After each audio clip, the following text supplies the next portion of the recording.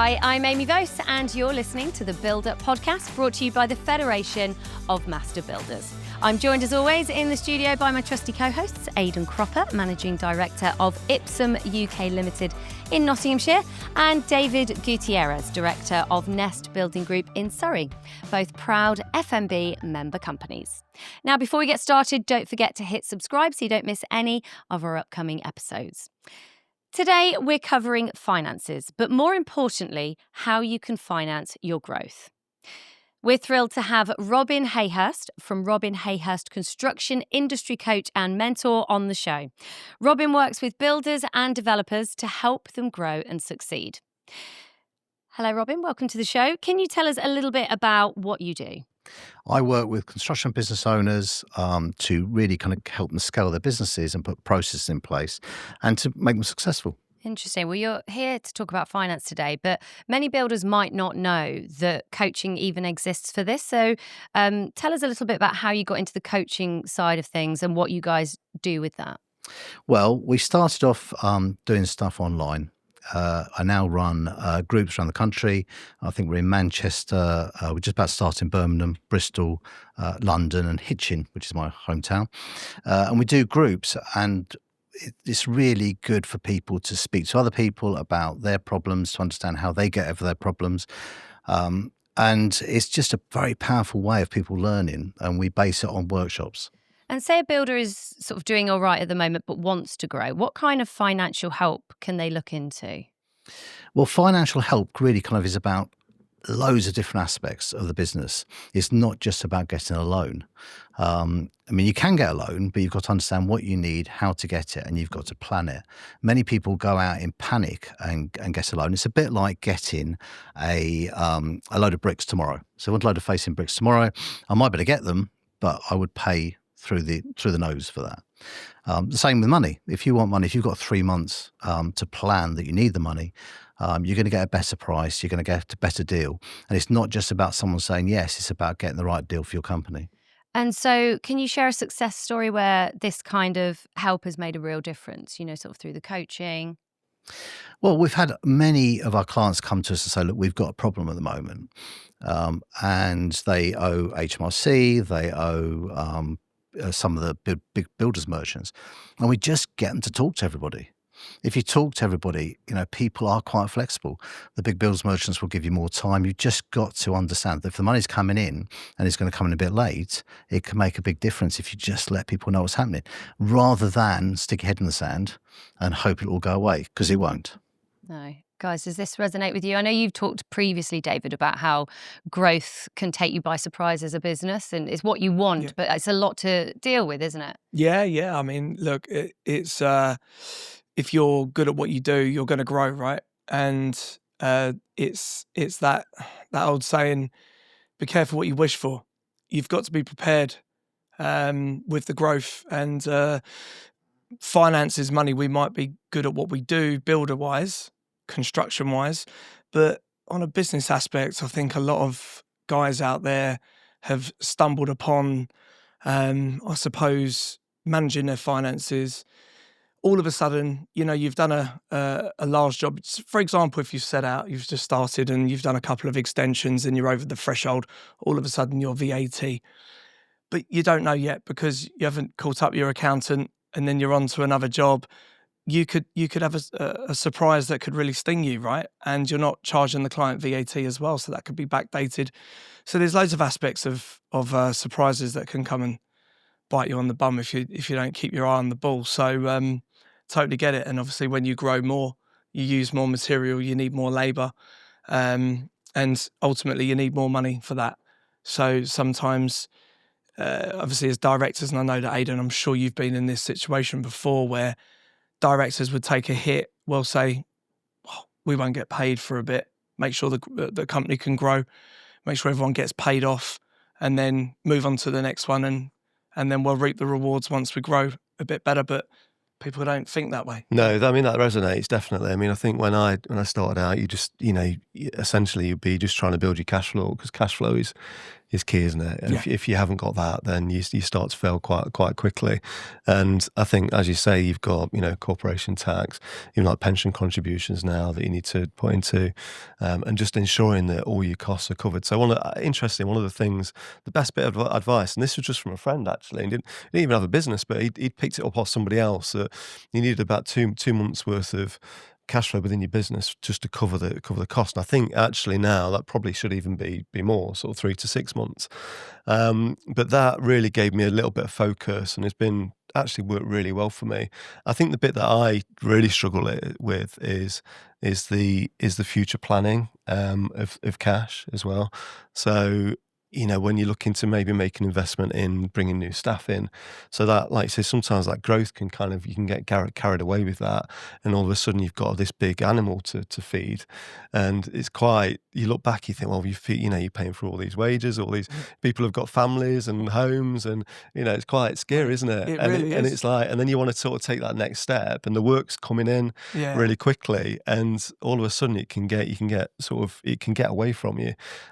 So I think, just in terms of a bit of advice, one of the best things that I did was got somebody that supported me with some financial advice, and that can be a bookkeeper or your accountant if Good they've got that. Yeah, it makes a big difference. Because you don't want to sort of fall over and you hear all of this. I mean, it's so easy to be done as well.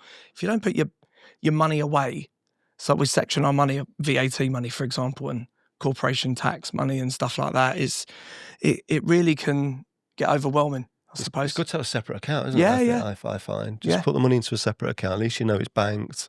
You've got that cover. You're not going to get yourself, and particularly even with like VAT reversal now as well. Yeah, there's another thing that came in, and all of a sudden you've got to pay everybody else's VAT as well. That's a pain. Yeah, obviously I know that a lot of people still don't understand it. No. But it's a pain, right? CIS as well. There's a lot of money that you have to pay over that you might not usually think about. So it's quite. I'm not sure about what it was like for you guys, but after COVID, work was, it was fine, but it really picked up, didn't it? Everyone was like, we want to do loads more work and stuff like that. We needed loads of staff, but there was no one around. Yeah. Did you get that?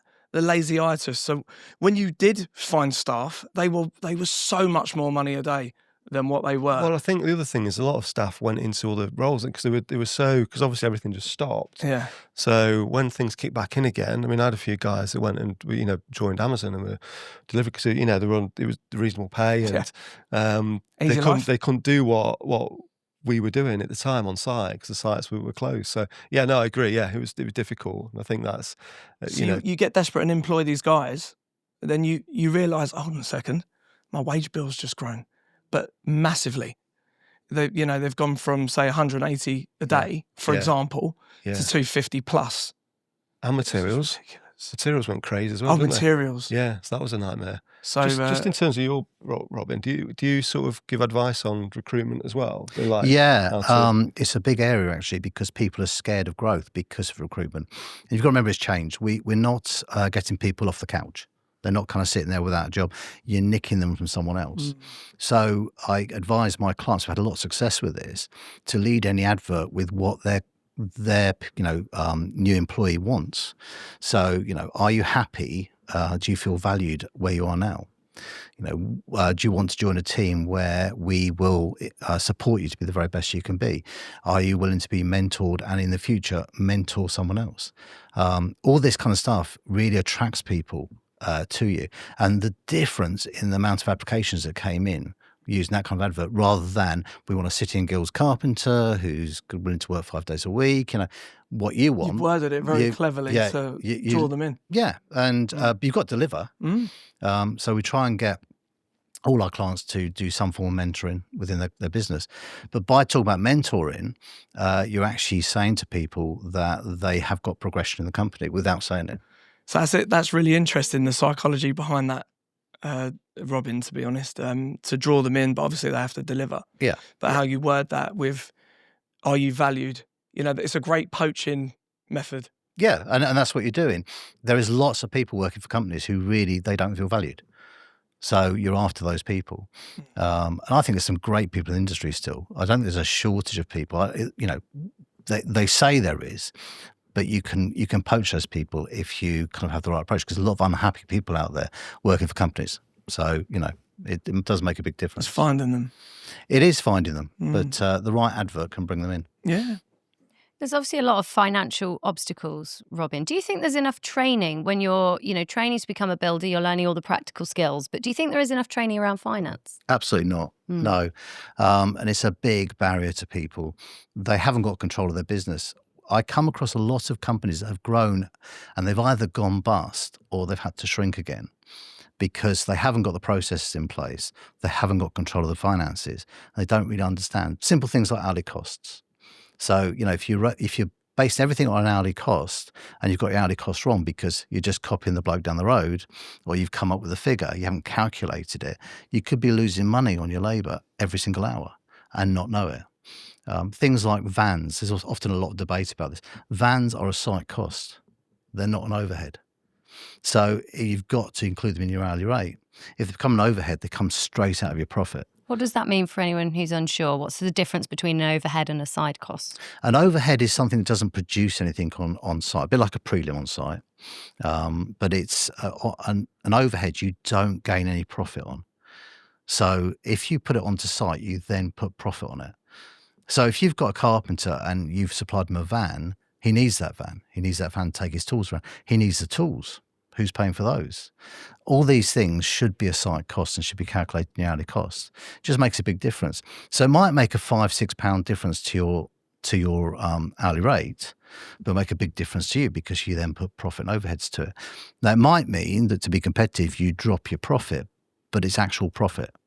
So what's the one piece of advice that you'd give a builder who's ready to grow but is unsure how or where to start? Well, obviously, I'll say come to me. Yeah. But but I think people need to get help. They really do need to get help. There's a few really good people coming through in the industry now who specialise in helping just our industry. And I think you need to systemize. By systemizing your business, having a flow for everything, having templates, you're speeding up what you do. You're able to do more work. So it's really important to get those systems in place and follow them. Some people have systems but don't follow them. So the biggest reason for a system or a process to fail is not being used. I think the other, I mean, I totally agree with you as well. And I think the other thing is when you're probably the same, David, or we spoke about this before, but when you're starting out, you're just going along with things. You kind of not making it up, but you're learning on the job.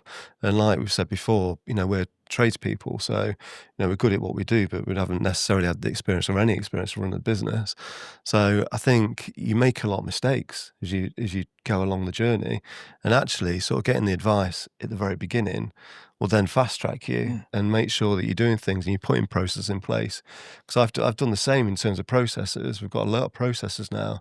The processes are great, but only because you get to a point where you think, I'm not really sure how to do this. And you start looking at options and you find a process that works for you, and then you move on from there. But it takes a lot of time to do that, doesn't it? Whereas if you go and see somebody like Robin, you're getting that experience off the bat, aren't you? Away. Yeah, straight away. Yeah, I know exactly. that the F&B offer sort of like a guidance. They do a few things on, if you check them out online. We've got like cashflow forecasts and things like that. And how to set up a business, what sort of things. It's a bit of a guide, a step-by-step guide. Find a good accountant, for example. We were talking about, I think, on one of our other podcasts, is that there is guidance out there, 100%. And I think that also, I shouldn't say this word, but it's a bit of common sense as well. I know that is a harsh way of saying it, but you start a business, you're good at what you do, everyone likes your work, that's great. And then ultimately you earn more money the more work you do. Yeah. The other thing's peer-to-peer, isn't it? Like just learning off other people. Like you join like the FMB, best way. There's like loads of builders there, and you can just talk. We were discussing that earlier, weren't we? Yeah. Prior to coming on, and basically peer-to-peer is a very powerful part of what I do because you're sitting there in a room with other people. They've got the same problems as you, and some of them have got solutions as well. It just speeds everything up. But going back to processes, we do a client's journey. So first of all, we have to convince the contractors they have a client, which is kind of sometimes a bit debatable. But then they have a letter to send if they fail to win a tender. They've got a letter to say they're going to actually kind of commit to the tender. They have a pre-start meeting with their client where they give them all the bad news then.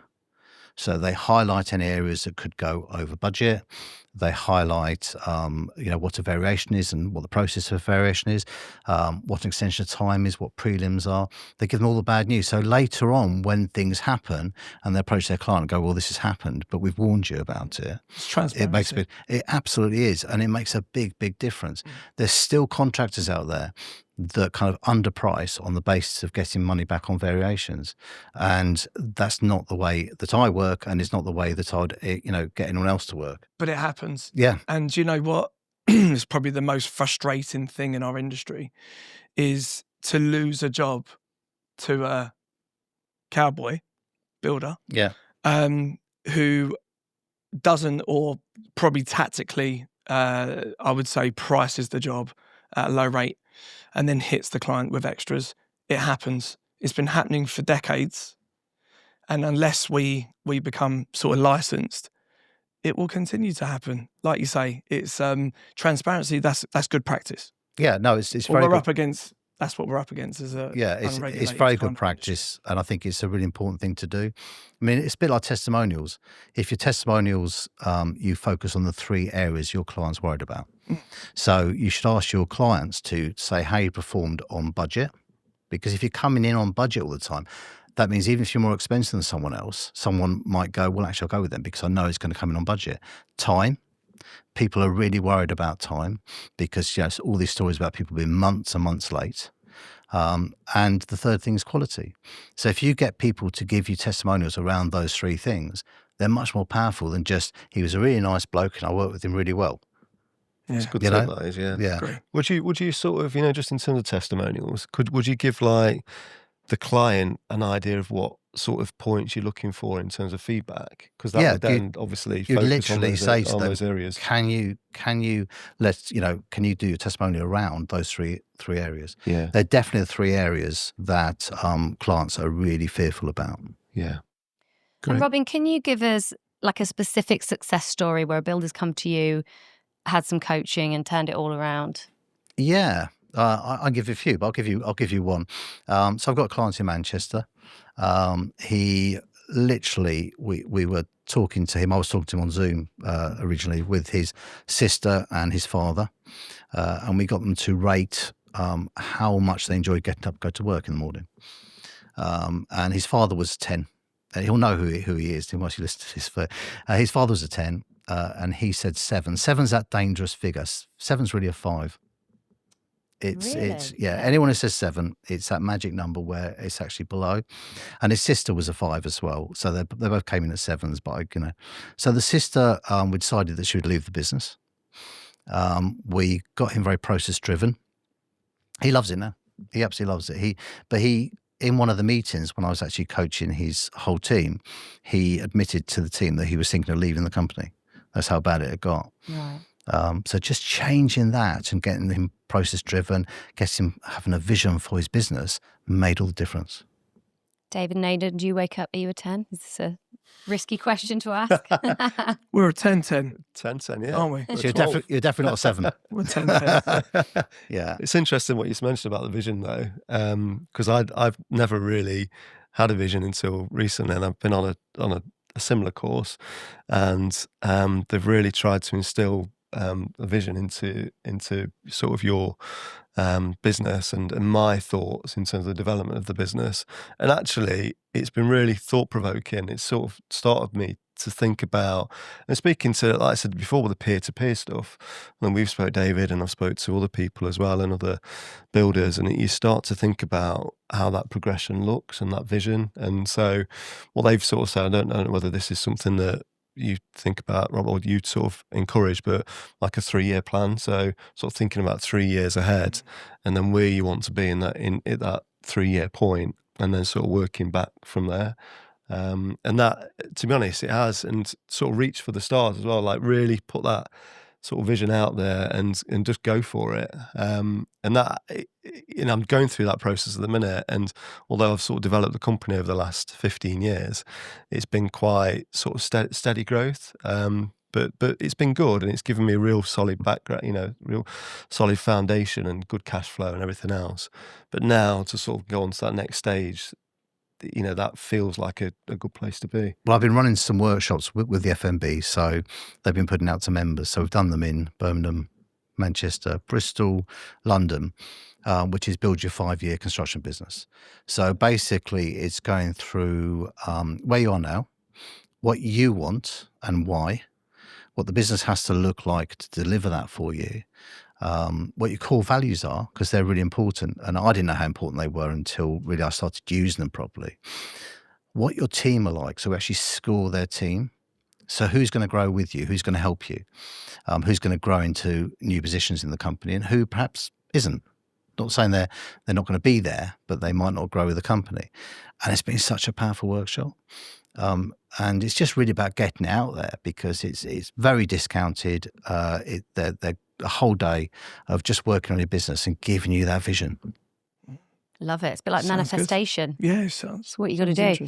Well, lots of useful ideas there. And that's what Build Up is all about, learning from each other and seeing what's working in real businesses. If you're a builder in the UK, don't forget that FMB membership connects you with a whole network of professionals and resources to help you grow. Visit fmb.org.uk/membership to learn more. And now let's dive into some practical financial habits and tools that could really help during busy or challenging times. So aside from cash flow, what other steps, Robin, can builders take to stay financially stable while they're growing? There's a fantastic system called Profit First. Have you heard of that? No. Okay, so Profit First, there is quite a few books on it. There's one just for contractors, which is by Sean Van Dyke, who is an American. And it's really about using separate accounts, but putting your profit away. So you might just start at 1% of every invoice that comes in, might be 2%, 3%. As you feel more confident, you put more money away. And that really helps, because it gets your profit to one side, which you can bring back into the company in challenging times, but you know it's the profit. If you can't take 5% out of your business, something's going wrong. Yeah. So it's an early trigger or warning sign that something's going wrong for the business. So it's well worth reading the book. It's a really good system. So that's one tool. It's Profit First for Contractors by Sean Van Dyke. Okay. And should small building companies consider financial training when they start to scale up? I think they should get overall business coaching. I think it's really important that they understand the control of the cash. I see a lot of people kind of get a lot of cash in, and then they go, right, I'm going to buy a new machine or a Range Rover, or, because they're not realizing that actually the longer term cash flow is going to go up and down, up and down. Just because you've got a spare £1,000 in the bank at the end of every month doesn't mean that you're going to be able to afford that Range Rover, really.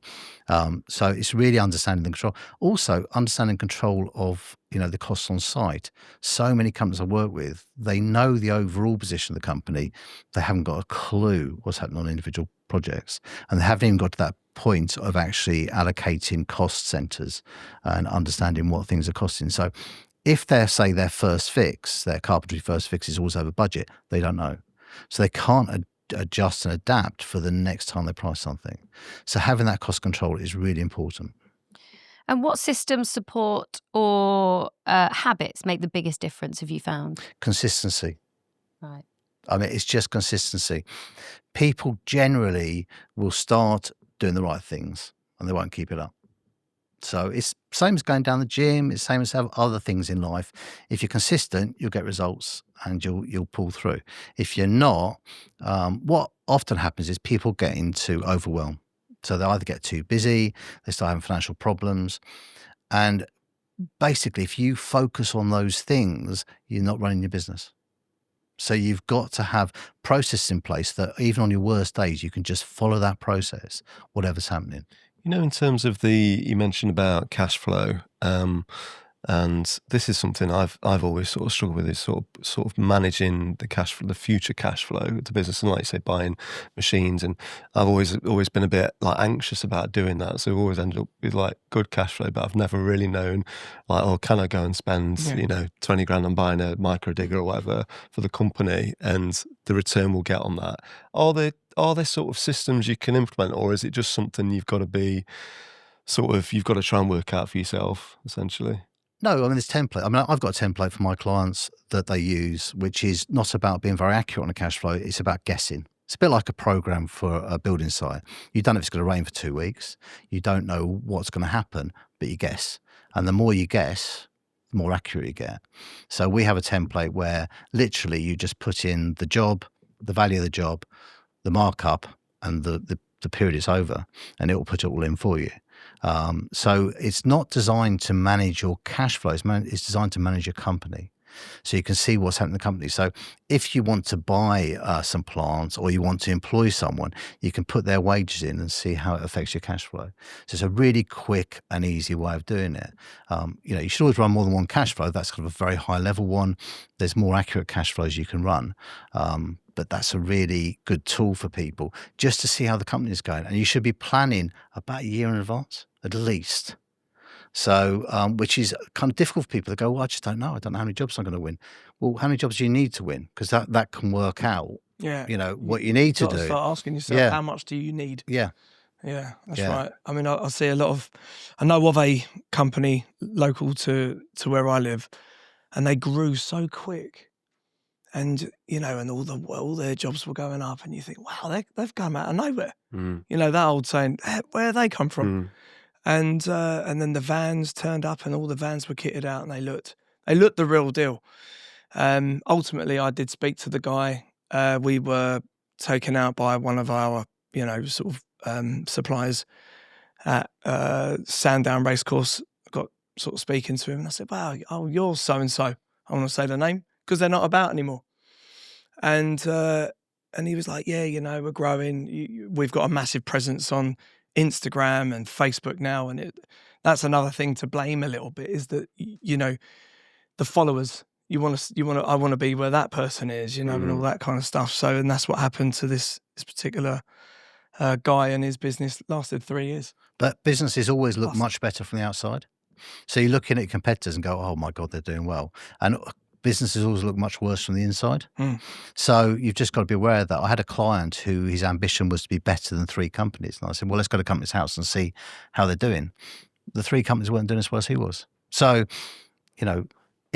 you've got to be very careful when you're looking at other people and being envious of what they're doing. It's a bit like social media, isn't it? You look on people, what people's I posts, and you're like, oh, their life looks amazing, and you don't know what's going on behind the doors. But you see, it's easy to do though, isn't it? I've been there, and you see, these companies grow, and you're like, wow, they're really nailing it, and they're on something really good. But like you say, quite often they sort of peak quite quickly, and then just fall off a cliff edge. You can do well without the show. Yeah. With Amic Limited, I didn't go on social media, didn't do any of that, didn't need to. You just concentrated on the business to grow it to where I wanted it to be, and where it is now, and you move on. Next building group, bathrooms, move with the times a bit. Obviously you have to evolve, and that obviously has social media attached to it nowadays, but don't be envious. Well, you have to evolve. Have your own journey. You have to evolve. That's really important. So if you stand still, you're going backwards. Absolutely. So, things move, things change. You've got to be evolving all the time. So the trouble with, I think, a lot of construction companies is they're stuck in the past and they're not moving forward. And they're going, well, it's all right. We're doing a good job. Well, you might be. I've never had to. But things have changed. I've never had to. I've never had to advertise. Yeah. You know that? Yeah. All right, mate. But you have to. You have to move on. Everyone else is doing it, you're going to be left behind. Yeah, absolutely. But it's interesting, that whole comparison is just dangerous, isn't it, with any business? Yeah. David and Aidan, how did you handle finance when your businesses started to grow? What changed? I guess going right back to the very beginning, I literally just, I think, like I mentioned before, I just kept things tight. I eventually got a point to where I invested in my own van. So I had a car initially. I was just driving around in a car with a roof rack and just trying to make small investments as I went along. But there wasn't really a huge plan to it. I was just trying to, starting off with nothing at all. So you're just trying to sort of build up the cash flow. And eventually that led me on to thinking, well, actually, now I can invest in some more staff and start to grow the team and get some vans, and we started getting bigger jobs, and the cash flow that I'd sort of built up enabled me to do that. I think being quite tight as well with invoicing as well was quite key, because I didn't have a huge amount of cash flow. So the terms of payments had to be, usually what I used to do was like 14-day valuations. And most clients, if you're doing a good job, would pay within a few days. So that really helped. And then also getting accounts as well. I didn't used to like accounts at all, because in my mind, I used to like to understand where my money was, and that I'd paid for it and I wasn't going to have any surprises. But then as I got a bit more, digital sort of accounting systems came in. So I've now got Xero, and that sort of gave me a bit more of an up-to-date sort of idea of where my bank balance was.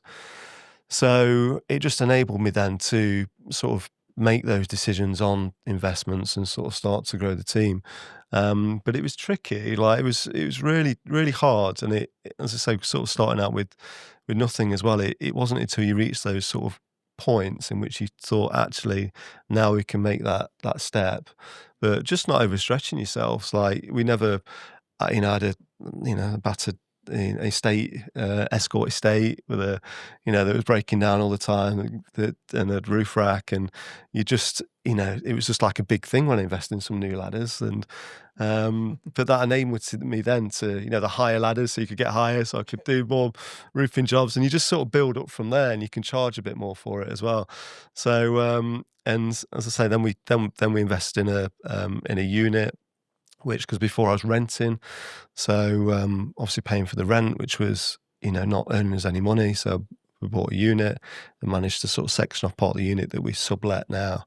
So just sort of little steps, baby steps, to be honest. And as I said before, I think, there was some mistakes along the way, and actually having that sort of business advice at an earlier stage, and somebody actually, and even now it's quite useful to sort of speak to people and go, and you sort of think, am I still doing the right thing? Do I need to learn more? All the other avenues that I need to go down. But having that sort of peer group, or being involved in an association where you meet other builders and like-minded builders that have been there and done it, it just fast track you a little bit. And I wish I had that a little bit more at the very beginning. But just keeping things tight. I don't know, similar. Oh, you've explained it. Keeping it as tight as possible. Pay yourself bare minimum. Yeah. Grow the business. Grow your funds. Don't be shy of work.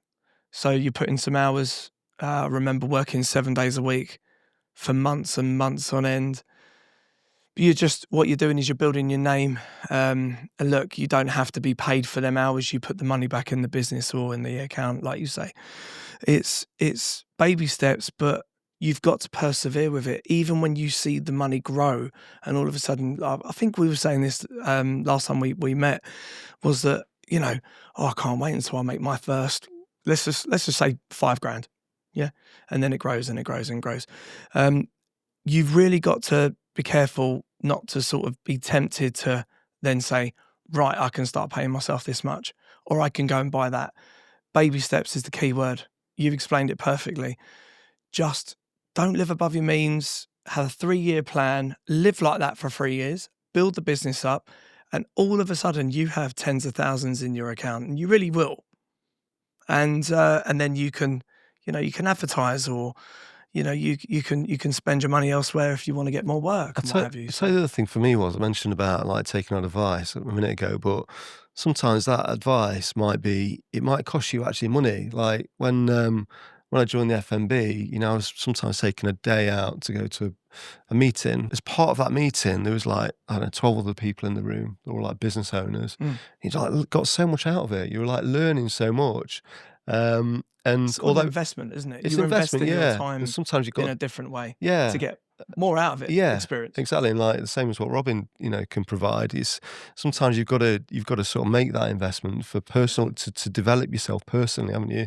That then enables you to sort of grow. And it might not be like there's things that I did 10 years ago that now I'm thinking, actually, I'm glad I went through that stage of my life and I made that mistake, because now I'm not going to do that again. And it was like 10 years ago.